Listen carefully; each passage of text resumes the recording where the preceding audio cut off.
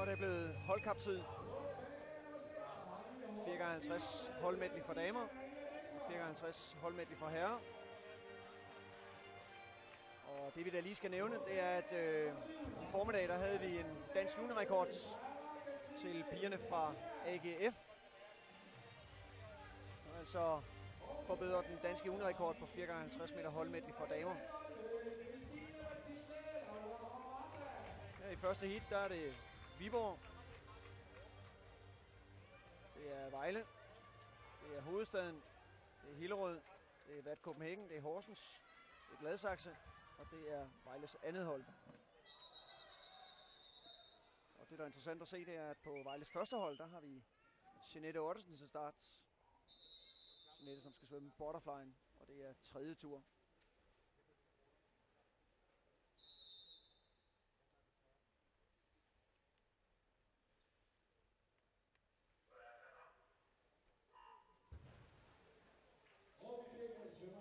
Altså 3 unge svømmere fra Vejle, som får sig lidt af en oplevelse ved at være på hold med selveste Jeanette Ottesen. Hun stiller altså op for første gang i en holdkamp for sin nye klub, Triton Vejle, eller Elitesvøm Vejle,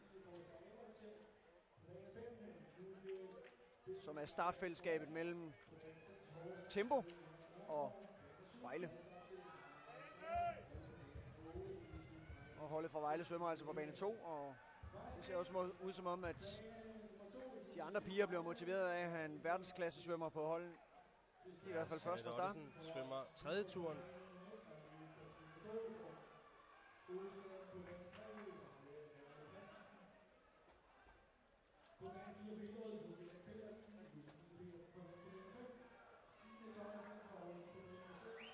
Så får vi altså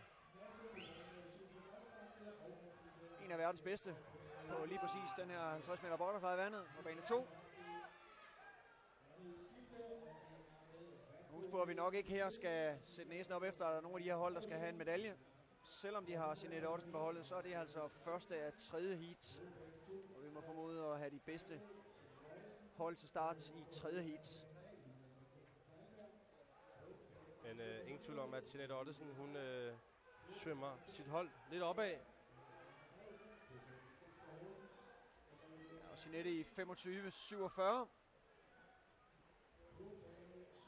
Altså lidt langsommere end den tid, hun svømmede i det individuelle 50 meter butterfly.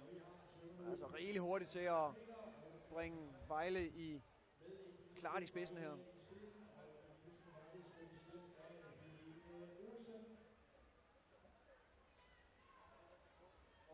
Og i mål i tiden 1.57.85. VAT Copenhagen og Hillerød på de efterfølgende pladser.